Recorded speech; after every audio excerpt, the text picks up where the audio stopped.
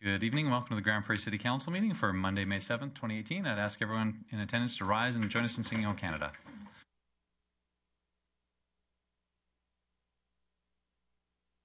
O Canada, our home and native land, true patriot love in all thy sons command. With glowing hearts we see thee rise, the true north strong and free. From far and wide, O Canada, we stand on guard for thee.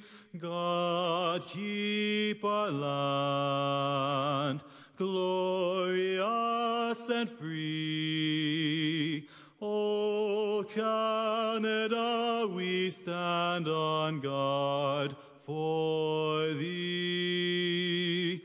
O Canada, we stand on guard for thee. And thanks to everybody in our delegation area there for remembering to take off their hats. Well done. I'll call the meeting to order and look for an adoption of the previous council meeting minutes from April 23rd. Councillor Thiessen. Thank you, Mayor Given. I'd move that Council receive the minutes of the City Council meeting held Monday, April 23rd, 2018 as presented. Thanks very much, Councillor Thiessen. Are there any errors or omissions that we need to correct? Seeing nobody ringing in, then I will call for the vote. Please vote. Thank you. That motion carries. And can I get a motion for the joint City-County Council meeting? Councillor O'Toole. Thank you very much, Mayor Given. I move the Council receive the minutes of the City-County Joint Council meeting held Friday, April 20th, 2018, as presented. Okay. Thanks very much, Councillor O'Toole. Any discussion or debate on that set of minutes? Any errors or omissions? Again, seeing nobody ringing in, I'll call for the vote. Please vote. Thank you. And that motion carries. Thank you very much. And I'll move to the adoption of the agenda. Councillor Blackburn. Thank you, Mayor Given. I would move the Council adopt the agenda as presented. Okay, thanks very much, Councillor Blackburn. Any discussion or debate on the agenda? Again, seeing none, I'll call for the vote. Please vote. Thank you. That motion carries, and that brings us to the delegation portion of our agenda. This is an opportunity that exists at every regular City Council meeting, an opportunity for anybody in the community to come forward and address Council on any community-related matter. We had a couple of delegations that let us know ahead of time that they were coming, and the first is a delegation from the Grande Prairie Stampede Board. Trevor, Mr. Dennis, your name is beside it. I don't know if your entire crew is coming up, but we're more than welcome to recognize you and come and join us up at the front here.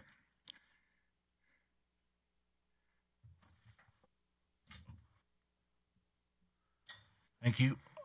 Thanks for having us today, Mayor Given. And hello to you councillors. I am Trevor Dennis. I'm the president of the Grande Prairie Stampede this year. It's our 41st year. And we just wanted to stop by and say thank you for the grant that was awarded to us last year. And with that, we wanted to present Mayor Given with a hat and a belt buckle. Belt buckle. Oh, wow. Thank you very much.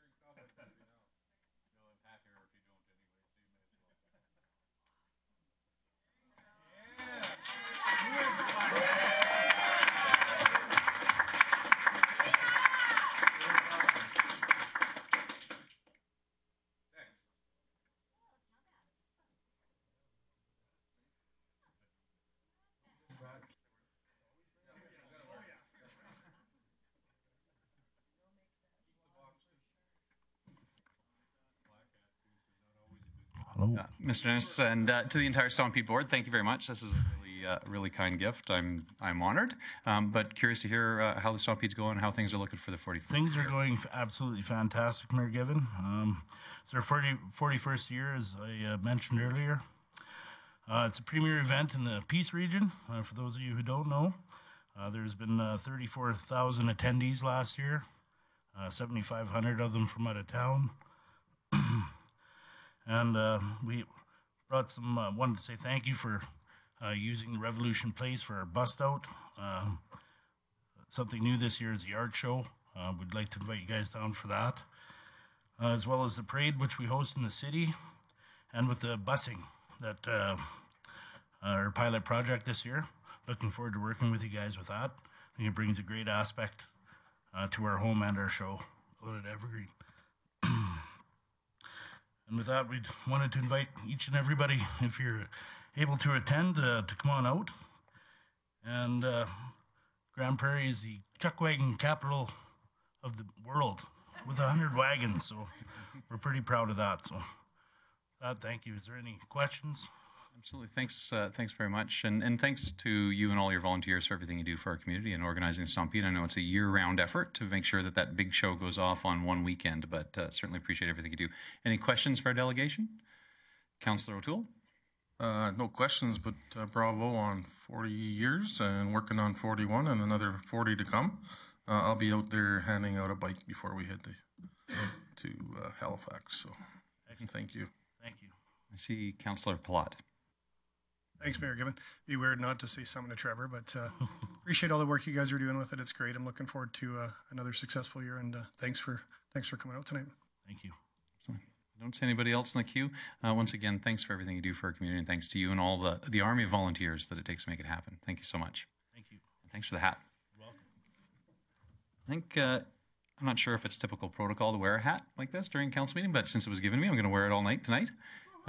If this, yeah, if this, yeehaw, yeah. Well, maybe that's at the conclusion of the meeting. If this YouTube video ends up online, that we will definitely get confused with Grande Prairie, Texas. Somebody sees this, they're going to make an assumption. But thank you very much, the Stampede. We did have another delegation let us know ahead of time that they were coming, and that was County Councillor Bob Marshall with the Water North Coalition. Councillor Marshall. I'll give you a chance to get organized and connected there. I also have a handout.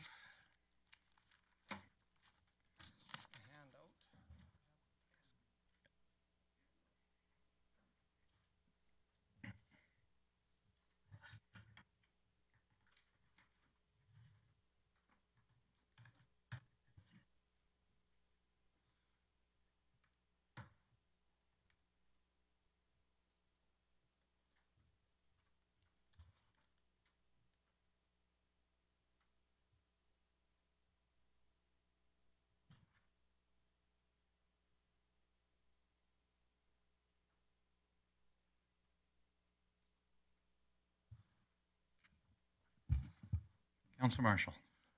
Thanks, Mayor Given and Council, for allowing me to present tonight. So the hat I'm wearing tonight is as the chair of the Water North Coalition, and I wanted to bring you all up to date on what we've been doing, and I'm hoping at the end of this I can convince you to re-engage with us and send representation. So first, what I'd like to do is the NADC has been a huge support with us for administrative support, and they've put together a little video, and I want to just show that first. It kind of gives you a highlight as to what we're about here. So just pull it. Oh, no internet connection. Okay, let's go back.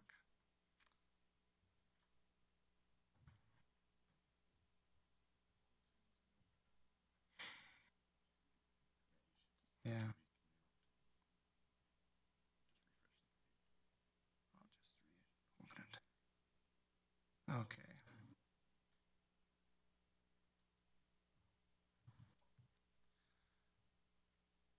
So the NADC is also hosting a lot of our information on their website. So if you go to the NADC page and then under our businesses on Northern Development and then to partnerships, and then you can scroll down to the Water North access. And with that, they have our progress reports, our terms of reference, the WNC video, our strategic plan, which we just updated last week, or sorry, 2 weeks ago.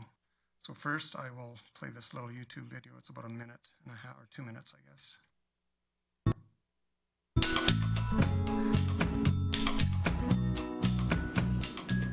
Water is a precious resource.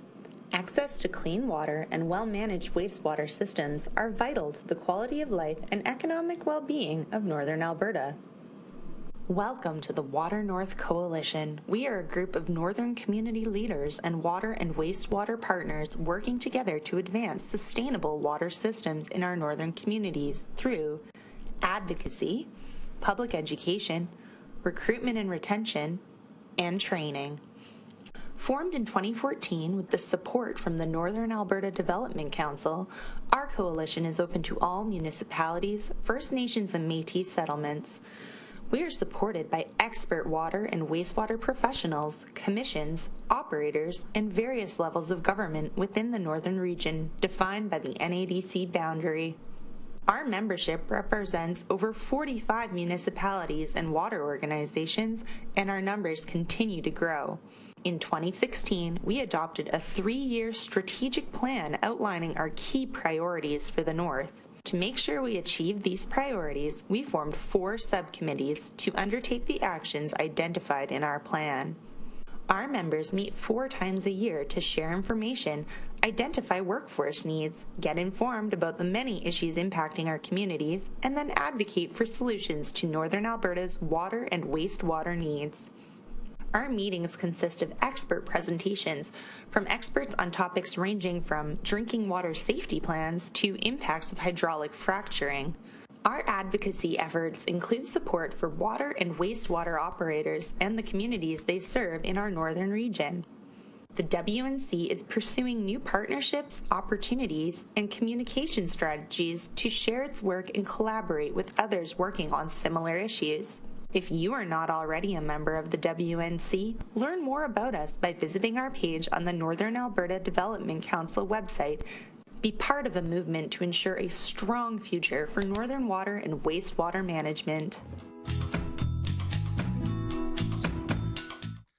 So that's a little video that they put together for us, which has been a huge resource. With that, I just want to briefly go over the strategic plan, or not strategic plan, the report card that they put together. If you follow through, I'm just going to highlight some points here. Kind of the background, Chris used to sit on Water North with us up until last year. And then also Michelle Gardner was your administrative rep on our council as well. At that time, you guys decided to pull back. But with that, we started in 2014, basically looking at all issues across the north, highlighted by the video there. If you remember from the video, there was also 4 subcommittees that we had struck: the training, recruitment and retention, public awareness, or public education, and advocacy. At our last strategic meeting, which is 2 weeks ago, what came out of that was basically we're doing the right thing. All that we did was more focus on some of the things.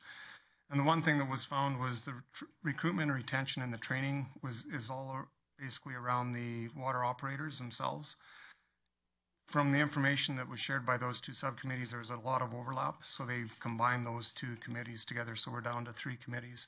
And the other one we just renamed was instead of public education, we looked at, really it's education for everybody. It's not only the public, it's for our council, for elected representatives, and also for your water operators and stuff as well, because we bring expert presentations to those meetings and different types of technology that's coming out. So it's education and information share for everybody in the north. So the current state, and again this year we elect the chair and vice chair every year, and myself, I've been reinstated as chair, and Ray Strebnick from the MD of Fairview is the vice chair. Currently we have 33 voting members, and then non-voting are 14. So basically the voting members are made up of the municipalities, First Nations and Métis settlements. The non-voting members are your groups like Aquaterra. We have engineering firms there. We have AWWA, which is Alberta Water Wastewater Operators Association. We have representation from them as well. So it's a large group, and they bring the expertise there as well. On the next page is just kind of the highlight for 2017. I'll go over this briefly. So our meeting, the first part of the year, was in Coal Lake. We had some presentations there, and we got to tour their water treatment plant. In July, September, we actually met in Wabasca in September, and we had a presentation there from MONEC. And then we started typically our subcommittees were meeting offline from these meetings, and we're having some difficulty getting engagement there. So what we decided to do was set time aside in these meetings where people could meet face to face. And it seemed to be a really good initiative, and there's a lot more engagement, a lot more enthusiasm by our groups. And then in October, we didn't have a meeting because of the municipal elections. Landscape changed, as I can see by the number of new faces on council here as well. We did have a meeting set up. We'd been advocating with environment. The water operators for years have been trying to get a database, Alberta Environment, to look after the database for all their information for what their level of training is, what level of CEUs they have. Every water operator has to maintain a certain level of CEUs, which is credits, continuing education credits. And every 2 years they have to do some sort of training to maintain that. So right now, each municipality or smaller one have been maintaining their own little database, looking after their own people, but it's been kind of onerous. And even Tanya Hunter, who's the head of, head of her department, but quite far down in the AEP, she's been pushing as hard as she can to try to get the environment to take on a database and to manage the whole thing. AWWA has been doing this for 4 years. They've been advocating with no luck. So when we met with them, we all came together, WNC, AWWA, and AUSG, which is Alberta Utility Stakeholders Group, and that's basically Edmonton, Red Deer, Calgary water operators groups. And as a unit, I believe we helped to change their mind, because when we met with the minister, they said they were going to start implementing a database, and they're in the process of doing that. So the meeting of trying to advocate to get them to do one turned into one of helping them to support whatever they can with the expertise that we have from our groups here. So I take that as a win because of all the unit people that came together. Instead of just advocating on one from separate points, we were able to do it as a group. And then in January, we had our first meeting since the election, and with that, there's a lot of the new people that showed up were quite pleasantly surprised. It wasn't what they expected. They thought it would be something different, more probably along the lines of the Mighty Peace watershed, more of a water source protection and stuff.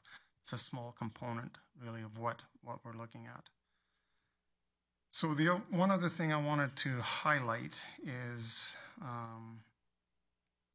basically, if I go back to the NADC website, if you look at, it also has a list of all our presentations that we've had since inception. And then we've got 2 resources from our group. So resource library, I'll just pull that up here. This was brought together by our training group. This was brought together by, actually, Michelle was the chair of our training, or public education committee. Make sure I got the right one here.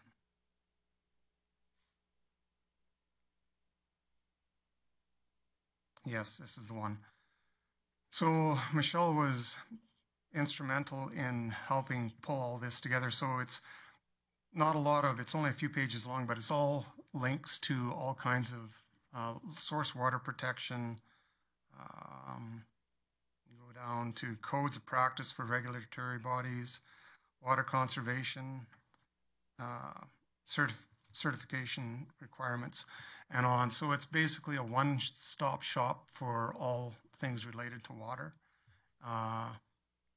And the feedback we've got from some of our water operators, especially one operator in Hythe, he said once he found out about this site, it's his new favorite site, because for a small community like Hythe to send their one operator off to Edmonton, I mean, it costs them significant money and time away from the thing, and then you've got to get someone in to cover.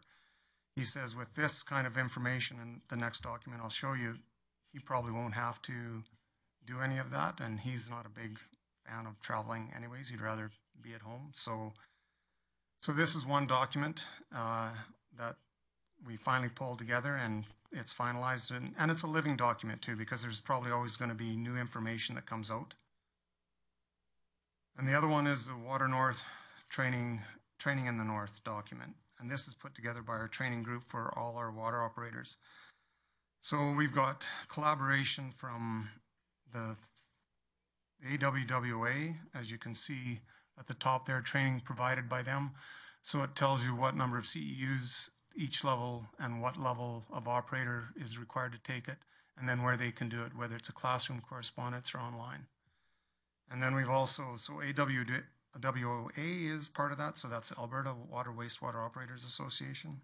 And then Northern Lakes College is also collaborating in on this. They're a huge part.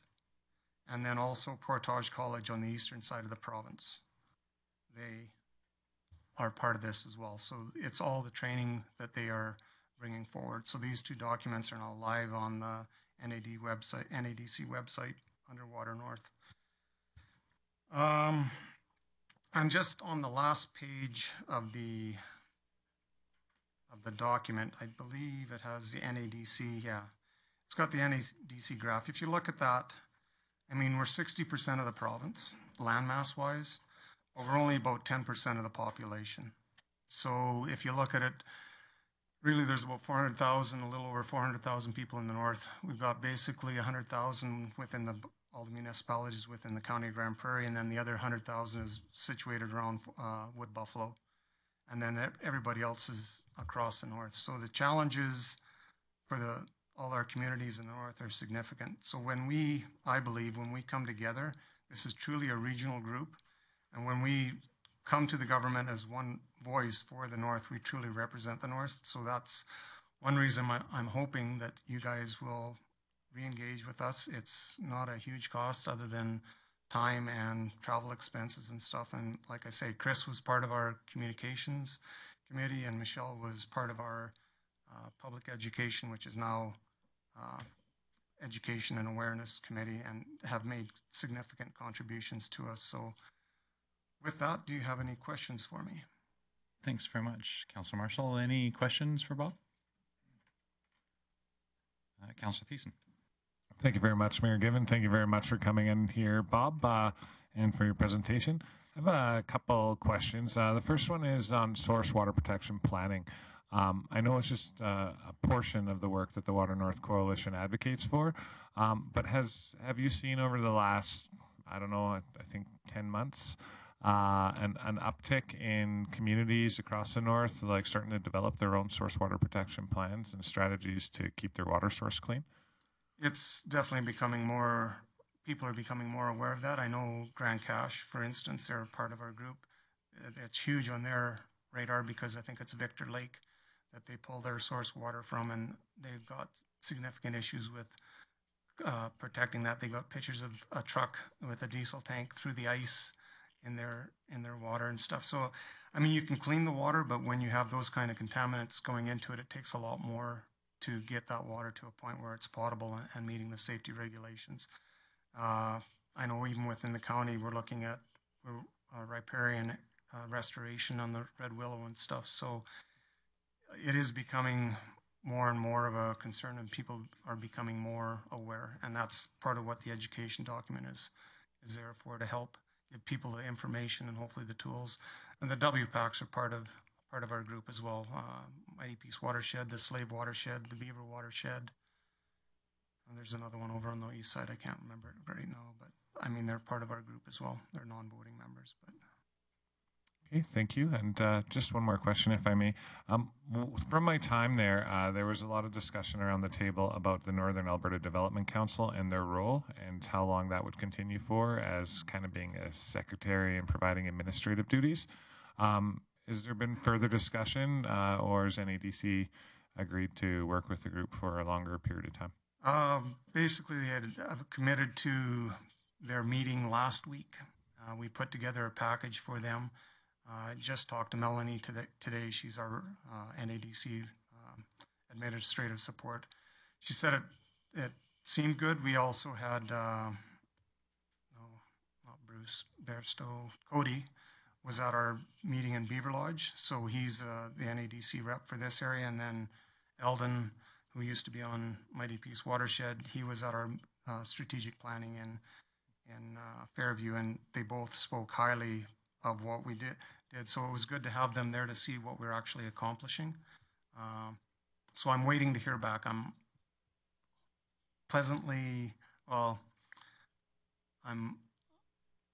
fairly confident that we will get it for the next 3 years. That's what their request was. But I guess we'll have to wait and see.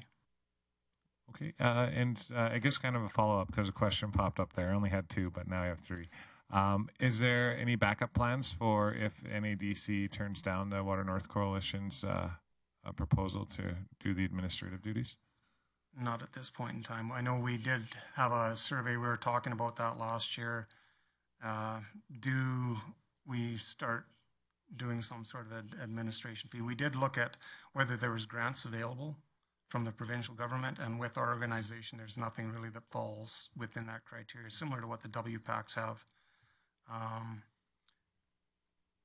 I'm hoping with the feedback I've got from, because I also met with the number of the NADC members at Growing the North Conference, they seem very positive, but again, I guess we will have to wait and see. We don't have a plan at this point. We were strongly hoping that they will continue, because really the time that each one of us has outside of this, we all have significant commitments outside of whatever committees that we're on. And the NADC is, those 2 documents I showed you, they were sort of sitting there, but the NADC is the reason that they got pulled together into a final form and stuff. So we need that administrative support. I'm hoping the NADC will see that. If not, then we're going to have a significant challenge at our next meeting if we don't get that support from the NADC. We'll have to figure out where we go from here and how we move forward. Okay, thank you. I see Councillor Palat. Thanks, Mayor Given. Thanks for coming in tonight, Bob. It's, I guess as a new councillor, we're learning about all kinds of things. So the Water North Coalition and AADC are now on the list, I guess, for that too. I just had a question about, you had mentioned Aquaterra was a non-voting member. Yeah. So I'm just kind of curious, so they're attending all the meetings, Yes, it was Tracy, and I think she's had to step back with the new role she has within Tracy Anderson. She had to step back with the new role she has within Aquaterra, and I can't think of the lady's name that's now Aquaterra's rep on the group. So okay, would there be any other members or non-voting members that would reside in the city, like in Grande Prairie, or any other utility companies or anything else? Or I am not. Just, I guess it doesn't fully. I was more curious just about Aquaterra's involvement with our involvement with them. Just to make sure. I mean, they're there as a water operator, and I mean the other one that we're working on, the document isn't quite finalized. Is that's within the training group, is a document to assist smaller communities. So basically, they would send out if one of their operators has to leave, wants vacation, or has to leave on training or something. Then they can put it out to the membership group. Is there someone that can provide coverage? And they may be fee for service or however that would work. They're still working on those finalized details and stuff. But yeah, I can't think of anybody else. I know, no, other than Aquaterra, we haven't really engaged the college per se. I know Aquaterra is working with them on is it a RAP program with a summer student to get awareness in the high school around water operators for the opportunities for that career path in the north. I mean, hopefully if we can train our own here, they'll stay in the north versus, when you import someone in, they typically will be here long enough to get some training and experience, and then they're off to greener pastures. So hopefully if we can train our own, we'll keep our own. Fair enough. Well, thanks for that. Okay. Thanks, Councillor Platt. Any other questions to the delegation? I don't see anybody ringing in. So thanks very much, Bob, for being here this evening. With our agendas, we typically deal with delegation business towards the very end. It's like just about the second last thing. And so we can either give you an update on what happened, or you can stick it out and watch the entire meeting, because I'm sure you could use another council meeting. But thanks for being here this evening. And so this delegation opportunity does exist at every regular city council meeting. I don't see anybody else that looks like they're going to be coming forward. And so we'll close the delegation portion of our agenda, and we'll move on to public hearings. I'll call to order the public hearing for the MDP Amendment C1237M Subdivision Guidelines. I'd look to Mr. DeRoche for an introduction from administration. Thank you, Mayor Given. The proposed amendments to the Municipal Development Plan affect subdivision, area structure plans, and outline plans. Now, since the 2016 annexation, the Planning Department has received a range of new types of inquiries from residents in our rural service area. Our current MDP is somewhat overly restrictive for these types of inquiries. It was intended to keep a tight development format in a mostly urban area, but with this large rural service area, we have a different type of land to manage, and so we're hoping to create greater flexibility to accommodate reasonable development in these areas. So here we have map 6 from the MDP just to illustrate the rural service area in the green. As you can see, some of these areas are quite far out from where we would see urban development in the near future. And so what we're hoping to accommodate is desirable forms of development, such as more rural industrial, like oil field service or businesses servicing the agricultural areas.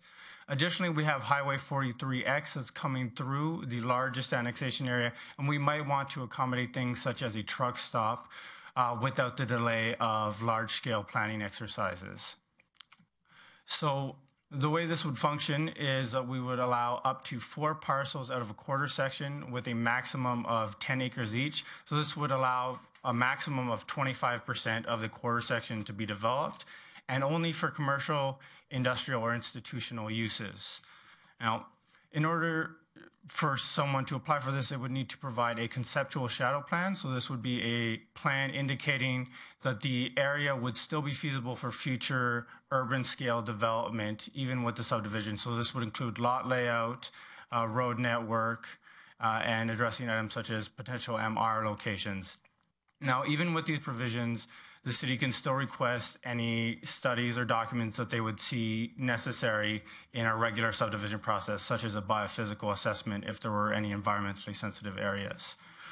Now, the item of residential development is not touched in these proposed provisions. It's already addressed in the MDP. There was an amendment made shortly after annexation, and the clause simply allowed for 1 farmstead parcel out of an previously unsubdivided quarter section.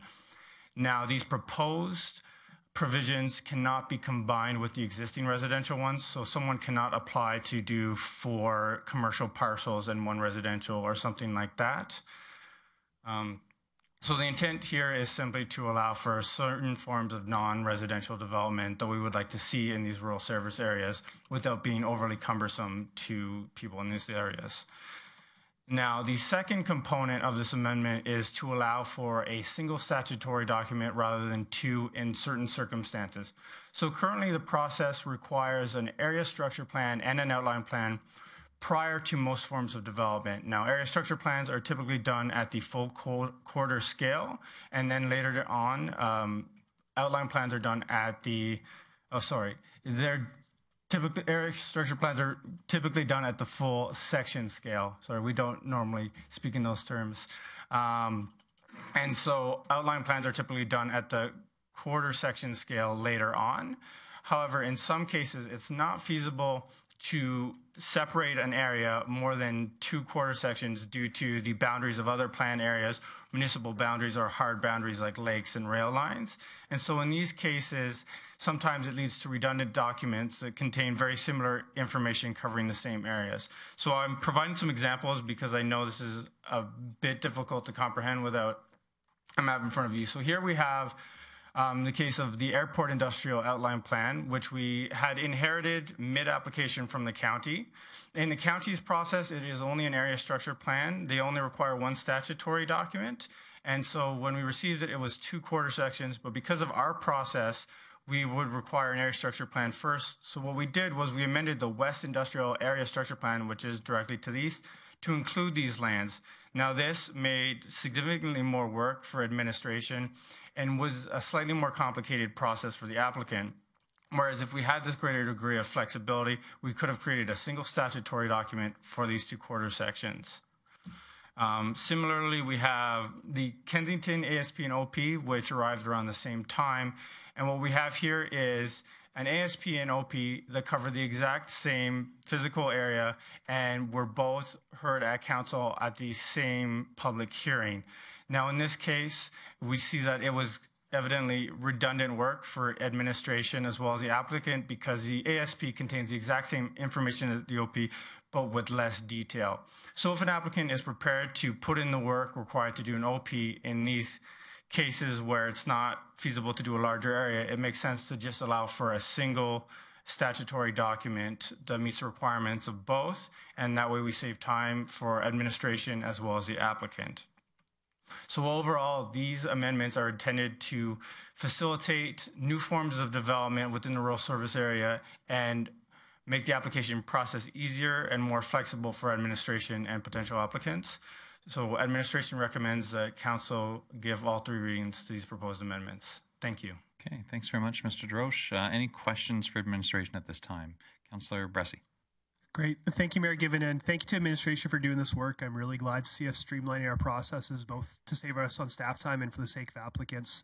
I'm just curious, could you give me an idea of how much this could potentially save applicants, both in terms of the time it takes them to do a process and in terms of the fees they're paying the city? And I'm okay with very approximate there. Mr. Drosch. Thank you to the mayor. So it would be very dependent on the exact case. So saving the application fees for one set of documents would be something minor because the fees are reduced when it's multiple documents, so $2,500 roughly. But if they had to prepare 2 separate documents, it may be large costs paying to an engineering consultant. So it would save the applicant quite a bit in those terms.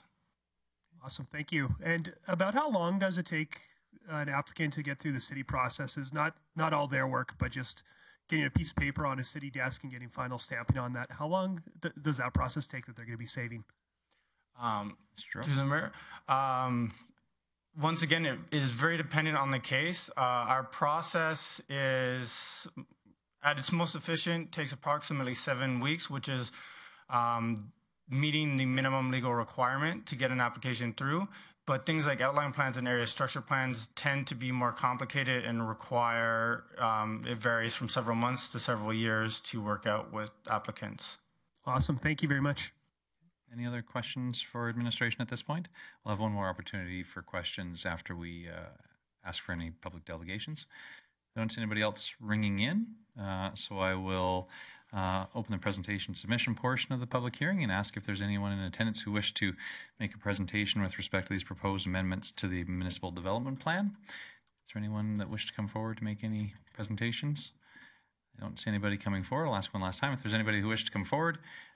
If not, before I close the presentation submission portion of the public hearing, any last questions for administration, council? Any last questions for management? Seeing none, then I will close the public hearing and we'll move on to business arising. Councillor Thiessen. Thank you very much, Mayor Given. I will move that council give first reading to bylaw C-1237M, being a bylaw to amend the municipal development plan. Thanks very much, Councillor Thiessen. No discussion or debate on first reading. I'll call for the vote. Please vote. Thank you. That motion carries. Councillor Thiessen, do you want to carry on from there? I sure can. I would move that council give second reading to bylaw C-1237M. Okay, thanks very much, Councillor Thiessen. Second reading, open for discussion debate. Council, any discussion or debate on this second reading of this municipal development plan amendment? Again, seeing none, I'll call for the vote. Please vote. Thank you. That motion carries. And Councillor Thiessen? Thank you very much, Mayor Given. I would move that council have third reading for bylaw C-1237M for Mario. Thanks very much, Councillor Thiessen. I don't know who Mario is, but thanks for stressing that it is a motion to have third and final reading in our council process. In order to have all three readings of a bylaw at the same meeting, we must have a motion of council enabling that. If this motion doesn't pass unanimously, then the third and final reading will come back at a subsequent council meeting. Is there any discussion, debate as to the merits of having third and final reading here tonight? Seeing none, then I'll call for the vote. Please vote. Thank you. That motion carries, so we can have third and final reading. Councillor Thiessen. I would move that council give third reading to bylaw C-1237M. And just speaking to this motion, I'd like to thank administration for their work and effort that they put into this document in order to streamline certain areas of our rural service area for future developments. Thanks so much. I know it's going to save us hours and money in the future. Okay. Thanks very much, Councillor Thiessen. Any discussion or debate? Again, seeing none, please vote. Thank you. That motion carries. That'll move us on to item 6.2, a land use bylaw amendment for bylaw C-1260-90, setbacks from roadways overlay district. I'd call this public hearing to order and look to administration for an introduction.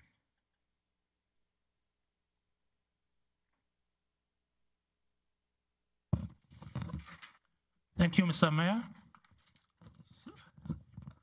This presentation is about the proposed setbacks from roadways, which requires a land use bylaw amendment. I will start by going over some background to give you an idea of how the idea of proposing an amendment to the land use bylaw to create an overlay came about. Section 41 of the land use bylaw contains setbacks shown in the table on the right-hand side of the table of the slide, and these ones correspond to the map on the left-hand side. So overall, we have 8 different setbacks along 8 different portions of some of the city's roadways. And this started back in the 1978 when the city adopted a policy to keep the opportunity in the future for these kind of setbacks in case of the construction of sidewalks or widening some portions of some roadways in the city. And these setbacks here were meant to complement the existing setbacks that are included in some land use districts. So what happened is that administration recently observed that Section 41 of the land use bylaw can be missed by development officers during the process of application review because it's a standalone section and there's no mention of it of any of the applicable or relevant land use districts.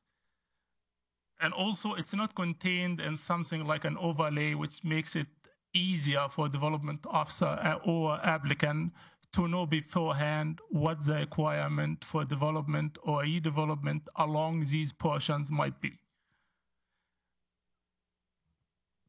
So through discussions with the Engineering Services Department, it was determined that some of these existing setbacks are no longer relevant or applicable.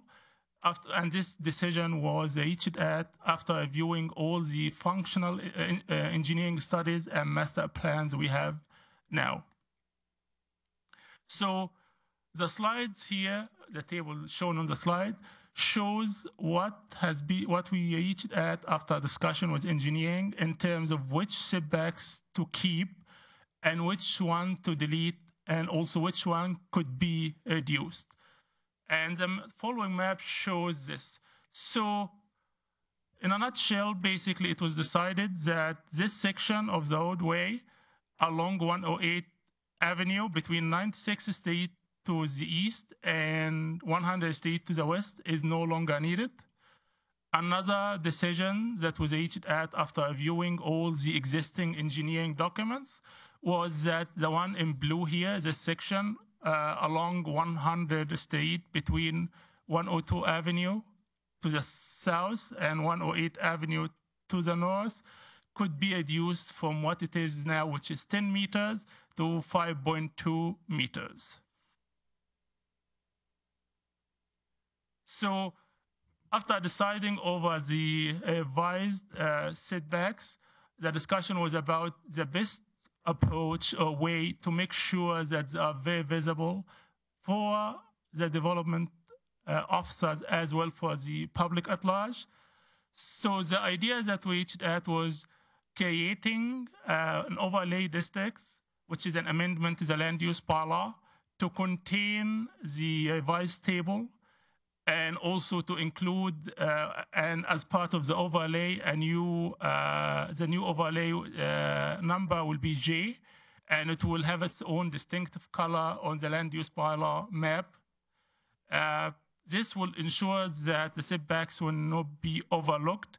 Also, as part of ensuring that the setbacks wouldn't be overlooked, the discussion actually touched upon the need to refer to this proposed overlay in the 5 relevant land use districts. By this, I mean that in each district where some portions of the roads exist, there will be a mention that there is a need to go back to the overlay. To recap or highlight the main points, the proposed land use bylaw aimed at exploring different ideas to ensure that the revised setbacks, as reached at after consultation with engineering, can be found easily to help ensure that they will not be overlooked by the development officers, and also will be easier to find by the applicants. In light of these points, administration recommends amending the land use bylaw to create an overlay district to include the revised setbacks. Thank you, Mr. Mayor. I would be happy to answer any questions you may have. Okay, thanks very much, Mr. Al-Bakri. Any questions for administration? I don't see anybody ringing in. I did have one, Waleed. Are these setbacks from the center line or from the edge of the road right away? So, Mr. Mayor, some of it actually are specifically mentioned to be on the west side or the south side. So usually the way we look at it, it's an addition to any existing setbacks we might have in the land use district. So usually if it's more than the required one in the land use districts, so it will be an addition to this setback. To just give an idea, I know it's very difficult to understand. So for example, in the CC district, which is, if I go back to the map, it's usually in downtown, there are no required front yard setbacks. However, there are setbacks required from the roadway, just in case of widening the road or building a sidewalk. So in this case, it will be from the property line, either south or north of it. So it's not from the center of the road. Okay. Okay. Thank you very much. Any other questions for administration? I don't see anybody ringing in, so I'll ask if there's anyone here this evening that wished to speak to the proposed amendment to the land use bylaw, C-1260-90. Is there anyone here that wished to speak to that this evening?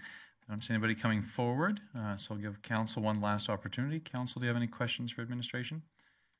Seeing none, then I will close the public hearing. We'll move on to business arising, and I'll recognize Councillor Friesen. Thank you, Mayor Given. So I will find where I'm at here. I would like to move that council give first reading to bylaw C-1260-90, being an amendment to the land use bylaw. Great. Thanks very much, Councillor Friesen.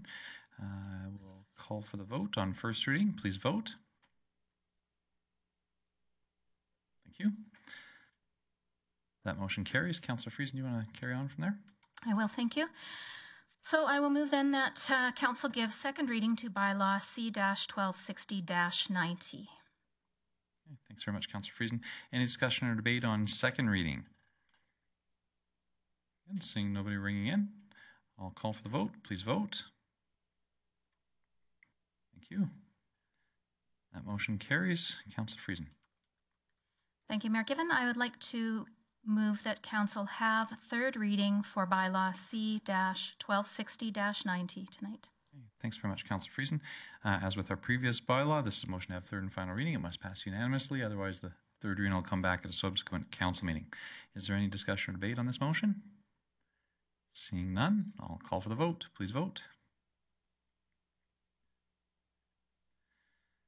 Thank you. That motion carries, so we can have third and final reading. Councillor Friesen. Thank you, Mayor Given. So I would move that we give third reading to bylaw C-1260-90. Okay, thanks very much, Councillor Friesen. Any discussion or debate on third and final reading? Seeing none, please vote.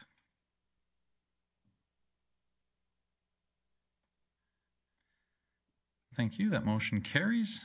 That concludes all of our public hearings for this evening and would take us into unfinished business. I'll start, or sorry, which we had none.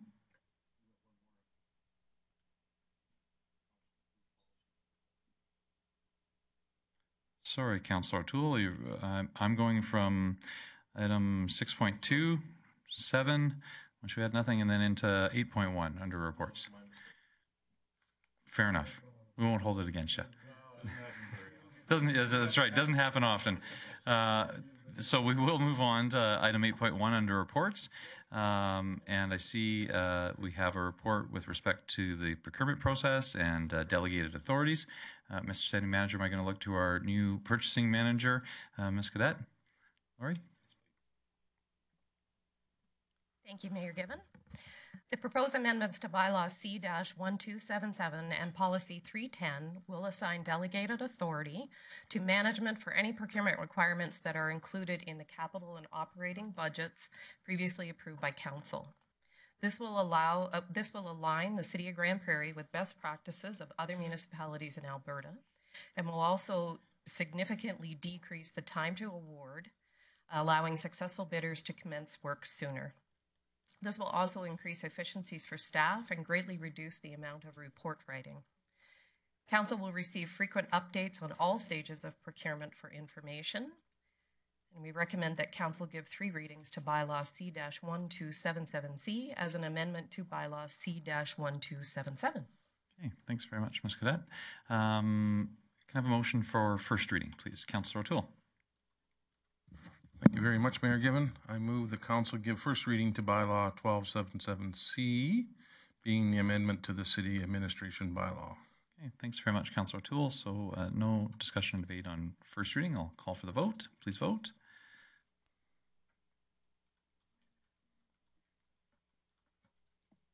I think there's one that might not have clicked in for you, Council. Just check to make sure your vote registered. Might have been mine. That motion carries. Councillor O'Toole. Thank you very much. I move the council give second reading to bylaw C-1277C. Okay, thanks very much, Councillor O'Toole. Open for discussion and debate. Councillor Platt. Thanks, Mayor Given. Big fan of this one. I know you had presented this earlier too at a committee level, and I want to thank you for the work on this, and it is a good savings, and it's a really good win for industry as well. So that's always a nice one when we can have that opportunity. I'm just kind of curious if there was an opportunity, when I look through the thresholds of other municipalities that we're still kind of lagging in this opportunity with other municipalities, it seems like. Was there a thought of going right to 500,000 with this? I know that would probably have to have other policy changes, but was that a thought as well? Ms. Cadet. Thank you, Mayor Given. The Councillor Platt. It definitely was a consideration, but given the amount of procurements that we see go through, it still would require quite a few staff reports coming back and coming back through council as well. I guess we're kind of shooting for the full gambit here and going for unlimited authority. Okay. Thanks very much, Councillor Platt, Ms. Cadet. Laurie, can you maybe just clarify for us, so what scale of purchasing would management have to come back to council for formal approval to award? Thank you, Mayor. Given that the any awards that are over the $250,000, let me rephrase that again. My apologies. Any procurements that are previously approved through operating and capital budgets will go straight through, as long as they align with the budgets, they're going to get awarded and will not need to go back through council. They will go through a period review through management director level and then through our city manager level as well. So there will be internal checks to make sure that everything is approved. Any procurements that are above the approved budgets of operating and capital, up to $250,000 or 15%, whichever is the lesser, will come back to council for amendments. So essentially, if it's approved in the budget, it's approved and management can go away and let out the work. Okay.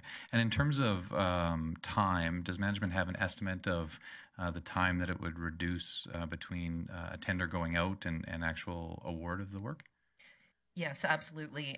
We've done some research, and especially with construction related contracts, awards were taking anywhere from 85 to 140 days or so. We see that reducing to 30 to 45 days. Okay, thank you very much. I see Councillor Friesen. Thank you, Mayor Given. I just wanted to point out that this actually aligns with our City of Grande Prairie Strategic Plan 2019 to 2022 under the governance pillar, providing leadership that develops constructive relationships. Indeed, it develops a strong and appropriate governance relationship with city management and administration. And as such, I am in favor. Thank you. Thanks very much, Councillor Friesen, and thanks for making good use of our strategic plan that's at Council's desks today. Councillor Bressie. Thank you, Sheriff Given. I have, I really support the change in our procurement. Excuse me. I do support the changes in our procurement policies, but there were a few little housekeeping things that I noticed in the procurement policy as well here, and I wanted to ask about a couple of those. So one of them was I noticed that there's a policy that there's a line in the old policy that reads, city departments may compete with outside suppliers in meeting the needs of the city. Could you explain to me why this is getting taken out? Ms. Cadet. Thank you, Mayor Given. I can attest that we could not find a reason as to why it was in the policy to begin with, and that's why it was removed, because it did not really align with anything that we were trying to accomplish within the policy. Awesome, thank you. And then another question I had was, let me find the point here. So look at the policy in point 10B. The old policy was when issuing a request for proposal, the cost criteria should be between 25 and 40%. And now the proposed policy would be that cost criteria should be no more than 40%. So it's taken out that minimum number. Can you tell me why that's proposed to be changed? Ms. Cadet. Thank you, Mayor Given. Yes, I've adjusted that because we have quite a bit of data to show that although we are evaluating requests for proposals based on the best value, it is actually being a little bit penalizing to some of the bidders, and it is majority of these are going to the lowest price anyways. So we are not giving enough consideration and weighting to the actual technical side of the proposal. It is mainly going to the price side when it gets up as high as 40%. In some cases, it is quite needed for it to be at 40%, but we've also found that in other cases, for instance, if we declare the budget, because we have a very tight window to work with and we drop the points on the price because everybody knows what the budget is, we're finding that we're getting better technical proposals from that side. Excellent, thank you. Thanks very much, Ms. Cadet, and thanks, Councillor Bressie. Any other discussion or questions? Councillor Thiessen. Thank you very much, Mayor Given. Just a comment. I want to thank Lori for the work that she's put into making this happen. It's a streamlining a process that is going to make it a lot easier, as Councillor Platt had mentioned earlier, to get things done and get things developing. I also want to point out, similar to Councillor Friesen, that it's not just reflected in our pillars here. I'm sure you can go across all of our pillars of our strategic plan, but if you go in our corporate objectives, and I'm just going to read 2 points here. Foster management and organizational excellence with a spirit of innovation, clarity of vision, and effective change management practices while realizing the best and highest use of resources to leverage existing expertise in the organization and community. I think that's talking about the work that we just did here. And also to foster an organizational behavior of continuous improvement through the use of process improvement methodologies and increased capacity to meet future trends. So thanks for keeping us ahead of the curve line, or getting us back up to the curve line as it is, and I'll definitely be voting for this. Thanks, Councillor Thiessen. So I don't see anybody else in the queue. I think we had completed first reading. Did I get a motion on second reading? I think I did, right? Thank you. Yeah. So we need a vote on second reading. Thank you. So I'll call for the vote on second reading. Please vote. Thank you. That motion carries. Who's handling that? Was that Councillor O'Toole? Thank you very much, Mayor Given. I do want to send my kudos to the purchasing department. It's going to be great for the citizens of Grande Prairie and the people that do the bidding and for our work. So great. I move that the council have third reading of bylaw C 1277C at this meeting. Okay, thanks very much, Councillor O'Toole. Everybody's heard the speech before. I will call for the vote on, I'll ask if there's any discussion or debate as to having the vote this evening. Seeing nobody ringing in, I will call for the vote. Please vote. Thank you. That motion carries. Councillor O'Toole. And I move the council give third reading to bylaw C 1277C, being an amendment to the city administration bylaw. Okay, thanks very much, Councillor O'Toole. Any discussion or debate on third and final reading? Again, seeing nobody ringing in, I'll call for the vote. Please vote. Thank you. That motion carries. Councillor O'Toole, do you want to move on to policy 310? Yes. I want to make sure we don't miss that one. I don't miss it. I was right ahead right before you even started. So I move the council approve policy 310, which is the purchasing policy as amended to align with the management delegated authority for procurement. Okay, thanks very much, Councillor O'Toole. Any discussion or debate on this motion to approve policy 310? And seeing none, I will call for the vote. Please vote. Thank you. That motion carries. I think that concludes all of our business under reports. Thanks very much, Councillor O'Toole. And we'll move into committee business, starting with 9.1, the Community Living Committee meeting from April 24th. Councillor Thiessen. Thank you very much, Mayor Given. I would move that council approve the minutes of the April 24th, 2018 Community Living Committee as presented. Thanks very much, Councillor Thiessen. Are there any errors or omissions that we need to correct before we adopt that set of minutes? Seeing no one ringing in, I will call for the vote. Please vote. Thank you. That motion carries. Councillor Thiessen, anything you want to highlight from that meeting? You know, we actually have no items of business coming out of that meeting, but we did have some discussion. We had presentations by Catholic Family Services, Kool-Aid Society, and the Center for Creative Arts in the delegations portion of that meeting. We also had a report from Transit about our pilot project along Route 5, the one that was taking a bit of a detour and going past the ADAC Center as well as rising above.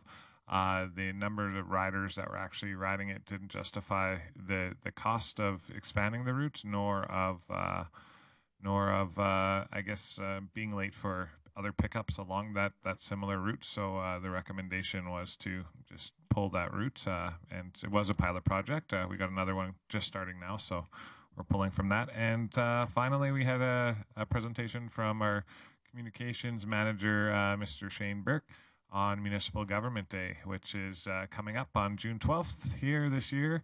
It's going to be 60 years strong in honor of Grande Prairie officially becoming a city 60 years ago. So It's kind of a neat time. You know, we celebrate 100 years 4 years ago. Now we're celebrating 60 years 4 years later. So, but I hope everybody from the community is there, and I hope to see each and every one of you there too. Thanks. Thanks very much, Councillor Thiessen. We'll move on to 9.2, the Corporate Services Committee meeting from April 24th. Councillor O'Toole. Thank you very much, Mayor Given. I move the council receive the minutes of the Corporate Services Committee meeting held Tuesday, April 24th, 2018, as presented. Okay, thanks very much, Councillor O'Toole. Are there any errors or omissions before we adopt those formally? Seeing none, I'll please vote. Thank you. That motion carries. Councillor O'Toole, anything you'd like to highlight from that set of minutes? Well, we just passed the procurement process, which we had some pretty good discussion about, and thank you for that. And the policy 310. We also had an update on the priority-based budgeting and the business planning from 2019 to 2022 schedule.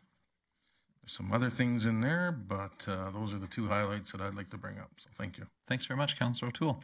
Then we'll move on to 9.3, the Infrastructure and Protective Services Committee meeting from May 1st. Councillor Clayton. Thank you, Mayor Given. I would move that Council receive the minutes of the Infrastructure and Protective Services Committee meeting held Tuesday, May 1st, as presented. Okay, thanks very much, Councillor Clayton. Any discussion or debate on that set of minutes? Seeing none, I'll call for the vote. Please vote. Thank you. That motion carries. Councillor Clayton. Thank you, Mayor Given. I would move that Council reallocate $1.5 million from the Storm Line Upgrades Project funding source facility renewal reserve to the Richmond Industrial Storm Pond South Lot 8U storage project. Okay, thanks very much, Councillor Clayton. I guess we've got a little bit of a three-parter here, which is just reallocating the funds step by step, and then do a little bit of background on this. Engineering Services combined two projects into one overall project to create an economy of scale for the work.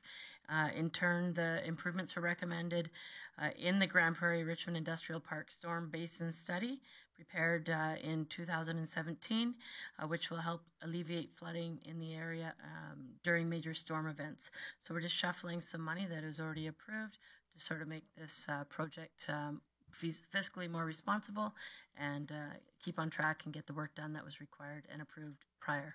Okay, thanks very much, Councillor Clayton. Any discussion or debate on the first reallocation required to support this project? Seeing none, then I'll call for the vote. Please vote. Thank you. That motion carries. Councillor Clayton. Thank you, Mayor Given. I would move that Infrastructure and Protective Services Committee that Council approve the reallocation of $307,000 from the annual Storm Pond Upgrade Funding Source Future Expenditure Reserve to the Richmond Industrial Storm Pond South Lot 8U Storage Project. Okay, thanks very much, Councillor Clayton. Any discussion or debate on this motion? Seeing none, then I'll call for the vote. Please vote. Thank you. That motion carries. Councillor Clayton. And in doing so, I would move that Council approve an award tender T-10-552-18 to Green Acre Ventures Limited for the amount of $3,194,401.50, exclusive of GST, as the lowest qualified bid meeting city specifications. Okay, thanks very much, Councillor Clayton. Any discussion or debate on that motion? And seeing none, I will call for the vote. Please vote.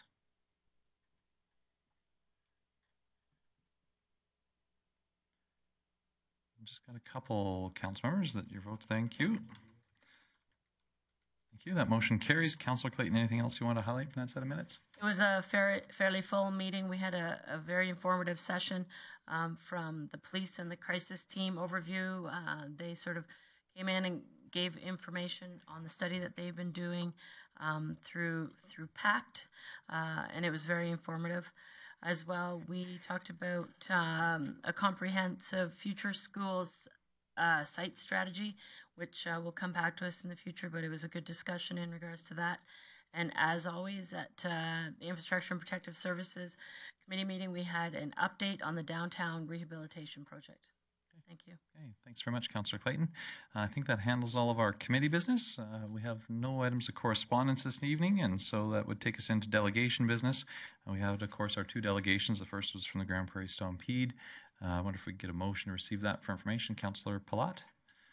Thanks, Mayor Given. I guess, do we need a motion to accept your hat and belt buckle into inventory or anything? Well, wait a minute. What's the value on that? Do you have I just want to say this hat. receipt on these? I don't know. This is a real hat that is a proper size. It's not going to fit any of your melons, so keep your hands off. Okay. Councillor Platt. Just a yeehaw to get that one in, I guess. And maybe that we would take back, I was going to say Councillor Marshall's, but the presentation brought in from Mr. Marshall regarding the Water North Coalition as can't speak. And maybe we'll do them one at a time. We'll deal with two different. Doing the yeehaw, okay. Sorry. Oh, well sure. We'll deal with the Stampede one first, please. Any discussion or debate? Seeing none, I'll call for the vote. Please vote. Yeehaw! That motion carries. There you go. You got one. And then we also had our delegation from the Water North Coalition. And so is there a motion with respect to that? Councillor Thiessen. Thank you very much, Mayor Given. I would move that we move the request for the City of Grande Prairie's involvement, re-involvement with the Water North Coalition to the appropriate standing committee. Okay. Thanks very much, Councillor Thiessen. So that motion is a referral motion to the appropriate standing committee, where council would be in a position to get additional information if required, or get some information from management. Any discussion or debate on the motion? Councillor Bressie.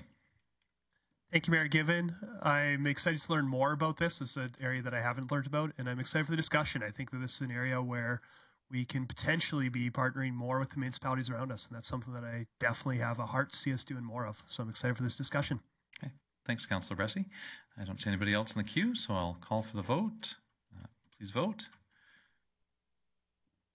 Thank you. That motion carries. I think that handles all of our delegation business.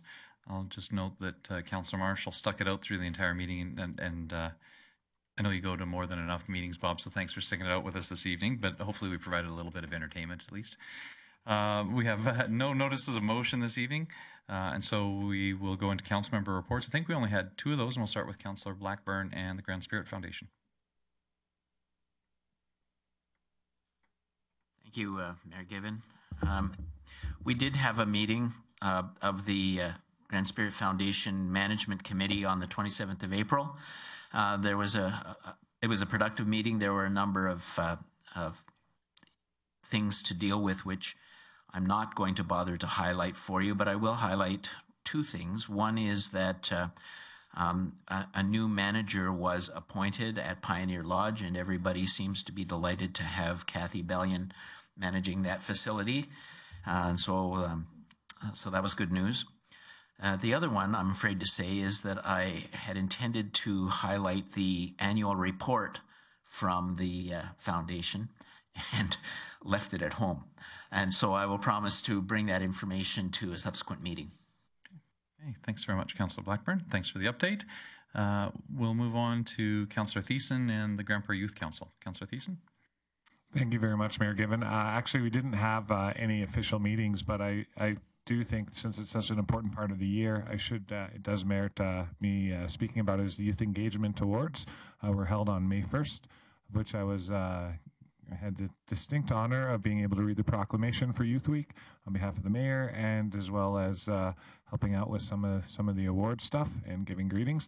I believe Councillors O'Toole, Blackburn, and Platt joined me for the evening that night to see it through. And this is truly an awesome event for the kids, because it's their chance to recognize the businesses, the people, and the organizations that are friendly to youth and offer youth the opportunities that they require to continue to love living in our homey little community.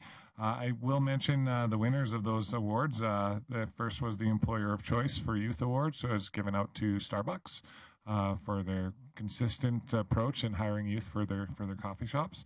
The Dave Barr Arena, actually, I think that was the surprise for me of the night. They won the Providing Youth-Friendly Spaces Award, which is really, really nice to recognize that the youth are recognizing not just what the Dave Barr does for the community, but does for youth even younger than them. So that was a real cool touch and very thoughtful of our youth.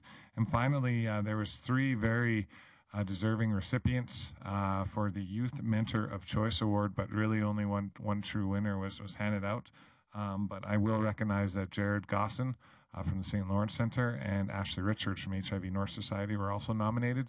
This is kind of a throwaway year where somebody that's really important in the lives of our youth was leaving, and they wanted to give her a send-off. So to that, I'd like to thank Kara Jones and congratulate her for winning the Youth Mentor of Choice Award for all of her work over the past 2 years with the Youth Council and helping develop their leadership skills and create a future for our Youth Council here in Grande Prairie. So congratulations, Kara, and thank you to the youth for putting that together for our community. Thanks very much, Councillor Thiessen. And Councillor Minhas with the Local Immigration Partnership. Councillor Minhas. So, I think you have to go there. yeah, that's good. Thank you, Mayor. Well given. We had GPLIP, which is Grande Prairie Local Immigration Partners AGM meeting on April 30th. And there was about 19 people showed up out of 21 members. And it was a great thing to have Grande Prairie Local Immigration Partnership to improve, to bring the new people, even migrate or the immigrant into Grande Prairie to help them out. It's a good program. So we had an AGM meeting, and then we elect the chair and vice chair. Sorry, I forgot their name, but they're both good names, and their people are good, hardworking, and it's a good program to be in there. Thank you, Will Mergen. Okay, thanks very much, Councillor Minhas. And we'll start Council Member Roundtable. We'll start with Councillor Bressie. Thank you. I think the highlight of my last couple of weeks was I went to a lunch and learn put on by Aquaterra, where a number of our city staff and a number of people from our business community were involved. And what it was about was Aquaterra sharing some of their experiences implementing lean business processes into their business. It's good on 2 levels. First of all, since we're a majority shareholder of Aquaterra, it was great to hear how they're working at improving their efficiency and their customer experience, whether that's external or internal customers. Also, I was glad to see a lot of our city staff, including Director Galante there, hearing about how we can make our city more efficient for the citizens we serve. So I'm excited that administration is undertaking these projects, and I can't wait to hear how it's being implemented, not just at Aquaterra, but here in the city of Grande Prairie. Great. Thanks very much, Councillor Bressie. Councillor O'Toole. Thank you very much, Mayor Given. First of all, I'd like to say happy Nursing Week to all the nurses out there. And we have one on council, and I've got a number of family members that have spent a lot of years in nursing. And I just want to thank everybody that's in the emergency room, mental health, geriatrics, public nurse, health nurse, and everything in between. And I know I spent a lot of time with my father in the ICU years ago, and I know that they go above and beyond, as all of the departments do.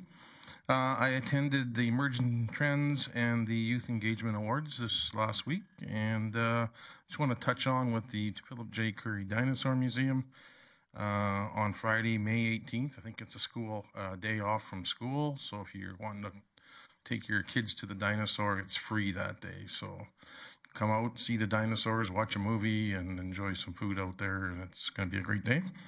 And with that, we're going to have a VIP event on May 26th, which is all the people that have been past board members and supporters of the museum in some way or some manner. And we'll be having that on May 26th. So thank you very much. Yeah, thanks very much, Councillor O'Toole. Councillor Clayton. Thank you, Mayor Given. I wanted to touch on a couple things. First thing I wanted to do is send out a big thank you to everyone involved regards to the EOC for the Bear Creek corridor high water alerts that the community in the region was very well aware of. It was, from what I understand, a very great opportunity for not only us to learn, but to see some future needs down the road that we potentially may need to deal with in our infrastructure. It was at times very stressful, I can imagine, but everybody that was involved across the region did an excellent job of updating people, updating the councils involved, keeping everybody safe. I live in the area of one of the Bear Creek areas, and I can tell you that at any given time, they were getting people out of the park to keep them safe, educating and informing people in regards to why people needed to stay out of the corridor, moving people to keep them safe, checking structures, and it was truly an emergency situation that was handled with great expertise as well as great education for anybody that was involved or in the region. So I heard about it from people across the province that knew about how well it was handled, as well people in the community. There was great accolades for all the city staff and anybody that was involved. A special thanks to Director Galante for the great updates that he gave council. It was much appreciated.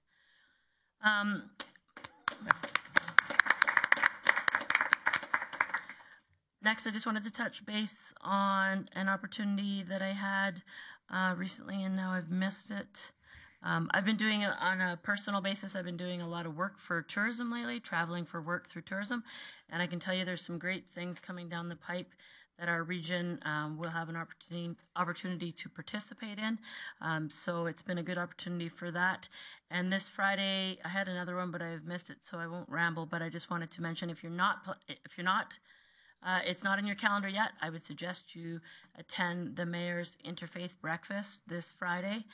It's a great opportunity to meet people maybe that aren't in your church, or even if you don't attend church, it's a great place to meet people from our community. So I encourage you to get out. It's on Friday morning. It's bright and early, and I just saw it 7:30. I think it starts. Doors open at 7:30, and our presentation starts at 8. There you go. Perfect. So I can't remember my other thing I wanted to highlight, but that's it for now. Thanks. Thanks very much, Councillor Glayton. Councillor Minhas. Thank you very much, Mayor Will Given. I joined the YMCA function for the 80s, and it was a very good function, and it's good fundraising for the youth. And I see lots of fun. Mr. Kevin O'Toole, his dance was 80s style. Played a mean guitar. And he brought the guitar, so we had a lot of fun. It was a great event, and then we went to the college graduation for all the graduate, all kind of degrees, and Bill Mayor Given was looking at very personality and talking to people, as was a great function. I feel so good on that one because we are growing in Grande Prairie, and all the apprenticeship and all the award they got, not award, I mean education certificate they got, that was make me good feeling, and looking Grande Prairie growing, and our culture is getting great. So that's a few things more, but that's good enough. Thanks very much, Councillor Minhas. Councillor Friesen. That sometimes sneaks up on me because it jumps over a whole lot of chairs, and then all of a sudden it's me. So I'd like to so I was away for about 5 or 6 days at a conference in Victoria, and despite that, I did so many cool things. I attended the Day of Mourning proclamation. This is kind of near and dear to my heart because a lot of the years that I was in nursing, I was in occupational health nursing.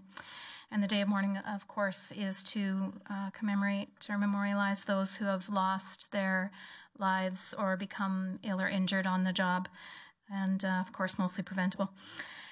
And then I went to 2 great fundraisers. St. Lawrence Center's Open Hearts, Open Doors raised $19,730, and that means that their campaign raised a total of $79,385. So they are able to reopen their doors to full time again. And then on Friday night, I attended HIV North's Drags and Bags fundraiser. This is an organization that's really near and dear to my heart. It was sold out. I don't have a number of what they raised yet, but I'm pretty sure it was that Grande Prairie once again showed its generosity and came through for this organization. Thank you. Very much, Councillor Friesen. Councillor Platt. Thanks, Mayor Given. I guess I had two events. One the first week, which took most of the week, was out in Edmonton for assessment reward training. I'm smiling looking over at Councillor Bressy because he knows how exciting those 4 days were. But they're behind me now, so we're off to ready to do assessments. But last week, I wanted to highlight on, it wasn't a community event, but an event that we had here on the conference room for a strategic priorities workshop. And I'm very, very excited about this group, and I'm really want to thank Mayor Given and CEO Nicolay for putting this together and giving council an opportunity to spend some time on strategic issues. I think that's probably one of the more exciting things that I feel has come across my plate in the 6 months I've been on council that I think we can do some really cool things with. So thanks, guys. Councillor Platt. Councillor Blackburn. Thank you, Mayor Given. A couple of things to highlight. First of all, kudos to all of the people involved in the Downtown Enhancement Project for the info session that they held last week. It was very informative. It covered off things that I'm sure people wanted to know about the timing and the location for detours, some of the plans for signage and so on. I think very well presented. So I think that level of communication with people that may be affected is really very good at this time. I wanted to mention a couple of things that are going on in the community that I've been involved in that I'm not there on behalf of council for, but are kind of exciting in terms of what goes on in this community. And the first one is that I was part of a team that helped put a film together during the Frantic 48 filmmaking competition. And so this is something that developed out of the Real Shorts Film Festival. And it's something that's also supported by the Peace Region, Peace Region, I've forgotten. At any rate, this group of people is very well dedicated to filmmaking in Grande Prairie. It's grown substantially over the past several years and really adds some dimension to the community. So people that may be interested in seeing what we produced during the Frantic 48, that's going to be shown during the Real Shorts Film Festival this coming weekend. So I would encourage people to check into the availability to go and be part of that. Another thing that I had the opportunity to do, and Chris was there also, was the Heritage Fair put on in the city for youth that are doing their presentations on a variety of very interesting subjects. And so the youth did a tremendous job on it, and the organizers do a great job as well. It appeared to me that there were more projects there that I've seen in the other 2 years that I've been involved, and very impressive. And our young people are very skilled at presenting their knowledge. And the last thing I'll mention is that Grande Prairie Live Theatre held their 56th season reveal yesterday, where they talked about the 7 plays that will be put on during the next season. And it's great to see the vibrancy that carries on in the arts and culture community in Grande Prairie. Thank you. Absolutely. Thanks very much, Councillor Blackburn. Councillor Thiessen. Thank you very much, Mayor Given. I was going to try to keep it short to 2.5 minutes, I said to Councillor Blackburn, but he just jogged my memory from the Heritage Fair. It's not often that I recommend that one display or presentation or project gets kudos over any other, but there was one that stood out head and shoulders above the rest. A young grade 7 student named Brighton decided to do his Heritage Fair project on the history of tariffs in Canada, and the title, Tariffs, What Are They Good For? Absolutely nothing. And he blew my mind, and he blew everybody else's mind that went by. So, and of course, we had to have the higher judges go by because I nominated him for the award, and he ended up winning it. So, congratulations, Brighton in grade 7. I'm not going to give out last names, but good job there.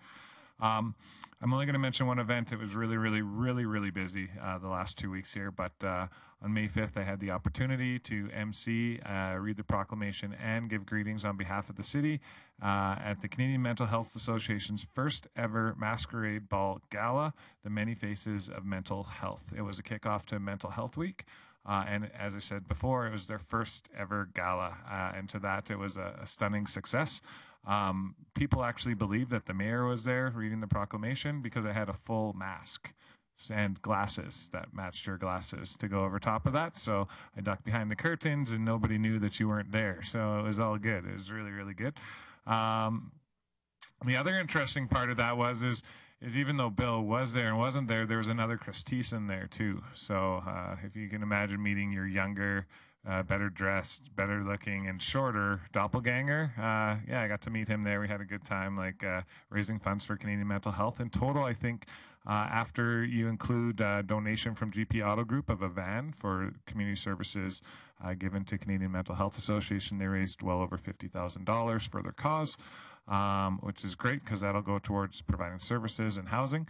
And the proclamation that I read was actually for today, because even though I read it on the 5th, it was Mental Health Week is today. It starts May 7th to the 11th here, and it's #GetLoud for mental health. And it's important that we talk about mental health because here's the thing, depending on whatever stats you read, but every year, 1 in 3 or 1 in 4 or 1 in 5 people are affected by mental health issues. The fact of the matter is 100% of us all have mental health. It's not a bad thing. It is what we have. Just like we have physical health, we also have mental health. And it's important that we do what we can to ensure that we keep our mental healthy. Because with that 1 in 3, 1 in 4, 1 in 5, if you think exponential growth, every single one of us is going to experience some kind of mental health issue in our life, either ourselves or through someone that we love before we die. So it's important that we are talking about the things that are bothering us. If you're one of those people that when someone says, hey, how are you doing today? And you're like really sad or really mad, it's okay to tell people how you actually feel. I know that gloss over is, I'm doing good, and everyone's okay with that. But I encourage everyone to have the courage to not just speak about how they feel and share their feelings, but also for people who are listening to have the courage to hear other people and how they're feeling in and around their community.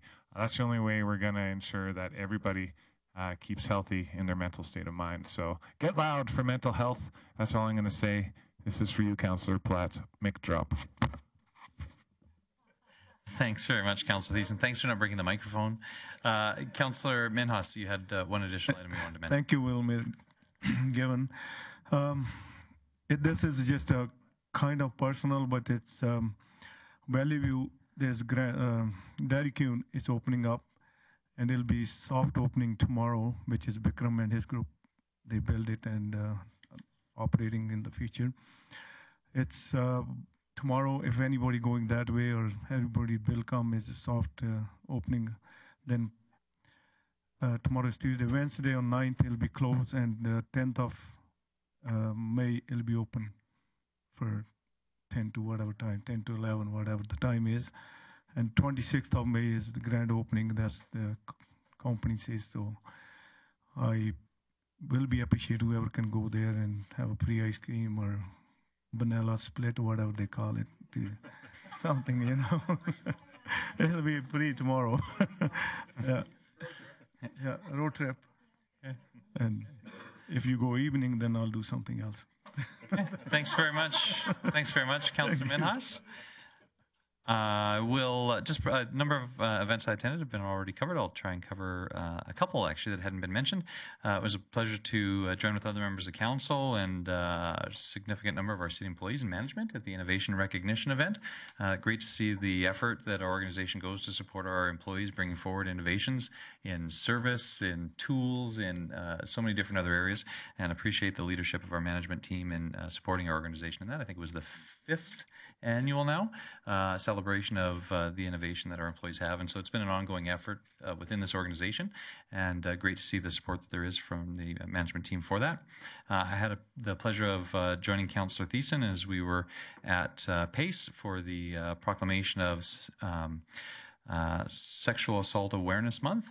It was a pleasure to be there, and it was one of those events, we get them every once in a while, where you sort of show up at the start of the open house, and it's really all the workers and staff that work in that area, and so it was a little bit like preaching to the choir when we made the proclamation, but this is another one of those uncomfortable topics, a little bit like mental health that in the past people have been reluctant to speak about.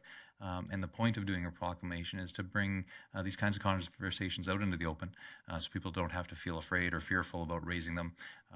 And it was a pleasure to be able to be joined by Councillor Thiessen to do the city's small part, I guess, in supporting those efforts. And later that evening, I had an opportunity to be at ATB, where they had the grand opening of their new Entrepreneur Centre. This is the 4th such centre in Alberta. The first 2 were in Edmonton and Calgary, no surprise. The 3rd was in Lethbridge, I believe. And the 4th in Alberta is at our ATB Westside branch. The intention is to support local entrepreneurs by providing a workspace and additional supports to help them develop their ideas. The evening was really, really exciting because they had a Dragon's Den style of event, or a crowdsourcing Pecha Kucha sort of night, where each they had 5 different businesses get up and kind of make a 2-minute presentation about what their business was, and then they got on-the-spot feedback through a cell phone app from everybody that was there in terms of their businesses, and then there was some voting to see which one would get some cash from ATB towards sponsorship of their business, and some startup. And we had a little bit of a discussion, and I tried to pitch the idea that this should be a monthly or weekly sort of event, and not the least of which reasons was because ATB locally has supported both Grain Bin Brewing and GP Brewing Company. And so you can imagine that the event was hosted very, very well, and I could absolutely see that being a great Friday night activity, and totally in line with our resourceful spirit and the growing opportunities sort of theme that we have in our community, where people would get together to support entrepreneurs and support people that are working to make Grande Prairie a great place to do business and to live. And then a number of other people mentioned it, but it was great to be at Grande Prairie Regional College for the convocation ceremony. It was fantastic to see the discussion about Grande Prairie Regional College and its ability to grant degrees, which has been granted. There's a lot of discussion sort of in the corridors with the college management about the steps that they're taking, and they still see that as a couple-year process as they go through the quality assurance processes that are required to get the degrees approved. But it was a great sense of pride in the room as every speaker on the stage now spoke about degree granting status as something that is, rather than something that we hope to have one day. And I think it was great kudos to the entire community that made that effort happen. And as Councillor Minhas sort of said, it was great to see the number of people walking across the stage from our region who were able to do their education here at home, and good to know that there'll be even more opportunities for that into the future. Councillor Friesen. Thank you, Mayor Given. And I couldn't help but notice Mayor of Hythe, Brian Peterson, of course, walked across the stage and received his certificate in personal training. So I think he's raised the physical bar for mayors. What you going to do next, sir? Yeah. Well, and the cool thing about Mayor Peterson from Hythe, as he shared with all of us actually at the intermunicipal meeting in Hythe, is he has been in the halls of Grande Prairie Regional College as a student, at the same time as one of his children is a student, at the same time as one of his grandchildren are a student. So there are 3 generations of his family were attending GPRC at the same time. If you want to talk about a comprehensive, community-based institution, I can't think of a better example. But yeah, thanks very much for bringing that up. We'll call our meeting adjourned. Yeehaw! Yeehaw!